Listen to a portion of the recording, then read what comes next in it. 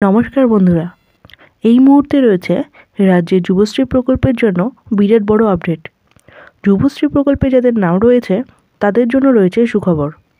যুবশ্রী প্রকল্পের মার্চ মাসের টাকা কবে দেওয়া হবে এবং 2024 সালের নতুন যুবশ্রী লিস্ট অনুযায়ী যারা অ্যানেক্সার 1 এবং অ্যানেক্সার 2 ফর্ম ফিল আপ করেছ তাদের মধ্যে যাদের নাম ওয়েটিং লিস্টে রয়েছে তাদের কবে থেকে টাকা দেওয়া হবে এবং 2025 সালের যুবশ্রী লিস্ট নতুন যুবশ্রী লিস্ট কবে দেওয়া হবে, তো সমস্তটাই কিন্তু আলোচনা করা হয়েছে আজকের এই ভিডিওটির মাধ্যমে। তাই ভিডিও সম্পূর্ণ দেখার জন্য অনুরোধ রইল। আর ভিডিওটি শুরু করার আগে সকলের কাছে রিকোয়েস্ট, ভিডিওটি ভালো লাগলে অবশ্যই লাইক করবেন এবং যারা আমার চ্যানেলে নতুন রয়েছেন সকলের কাছে অনুরোধ চ্যানেলটিকে সাবস্ক্রাইব করে পাশে থাকবেন। যুবশ্রী প্রকল্পের মার্চ মাসের টাকার আপডেট। যুবশ্রী প্রকল্প পশ্চিমবঙ্গ সরকারের একটি গুরুত্বপূর্ণ উদ্যোগ যা রাজ্যের বেকার যুবক যুবতীদের আর্থিক সহায়তা প্রদান করে। এই প্রকল্পের মাধ্যমে উপভোক্তারা প্রতি মাসে 1500 টাকা করে পান। তবে বর্তমানে বিভিন্ন প্রশাসনিক কারণে এই অর্থ প্রতি মাসে না দিয়ে 3 থেকে 4 মাস অন্তর প্রদান করা হচ্ছে। 2025 সালে যারা অনলাইন বা অফলাইনে অ্যানেক্সার 3 ফর্ম জমা দিয়েছিলেন এবং যাদের স্ট্যাটাসে লাইভ কেস দেখাচ্ছে তাদের জানুয়ারি ও ফেব্রুয়ারি মাসের টাকা মার্চ মাসের 24 থেকে 27 তারিখের মধ্যে দেওয়া হয়েছে। বর্তমানে এখন শুধু 1 মাসের টাকা বাকি রয়েছে, অর্থাৎ মার্চ মাসের টাকা। এই মার্চ মাসের টাকা দেওয়ার একটা সম্ভাব্য তারিখ জানা গেছে, তা হলো এই চলতি মাসের অর্থাৎ এই এপ্রিল মাসের দ্বিতীয় সপ্তাহের কিন্তু 9 থেকে 18 তারিখের মধ্যে টাকা দেওয়ার একটা সম্ভাবনা রয়েছে। তবে 2025 সালের অ্যানেক্সার 3 ফর্ম জমাকারীদের মধ্যে অনেকের নাম তালিকা থেকে বাদ পড়েছে এবং তাদের স্ট্যাটাসে এখন নট লাইভ কেস বা নট কনসিডার্ড আন্ডার যুবশ্রী লেখা দেখাচ্ছে। এর ফলে তারা এই প্রকল্পের আওতায় আর কোনো অর্থ পাবেন না। পাশাপাশি 2024 সালের নতুন যুবশ্রী তালিকা অনুযায়ী অ্যানেক্সার 1 ও অ্যানেক্সার 2 ফর্ম জমা দিয়ে যারা ওয়েটিং লিস্টে ছিলেন তাদের টাকা দেওয়া শুরু হয়েছে। বিভিন্ন সূত্র মারফত জানা গেছে এবার থেকে যুবশ্রী প্রকল্পের অর্থ প্রতি মাসে প্রদান করা হবে, ফলে উপভোক্তাদের দীর্ঘ সময় অপেক্ষা করতে হবে না।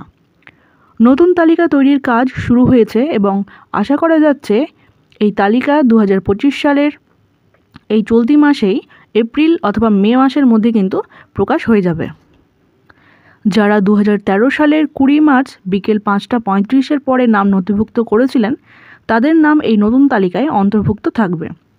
তালিকাভুক্ত ব্যক্তিদের মোবাইলে SMS পাঠানো হবে, আর তাই সবাইকে নিজেদের মোবাইল নম্বর আপডেট রাখতে বলা হয়েছে। যুবশ্রী প্রকল্পের নতুন তালিকায় নাম থাকলে অ্যানেক্সার 1 এবং অ্যানেক্সার 2 ফর্ম জমা দিতে হবে।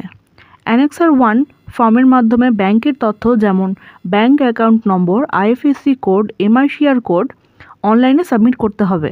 আর অ্যানেক্সার 2 ফর্ম ডাউনলোড করে স্বাক্ষর করিয়ে নিকটবর্তী এমপ্লয়মেন্ট অফিসে জমা দিতে হবে, যাতে নিশ্চিত করা যায় যে আবেদনকারী এখনও পর্যন্ত বেকার রয়েছেন।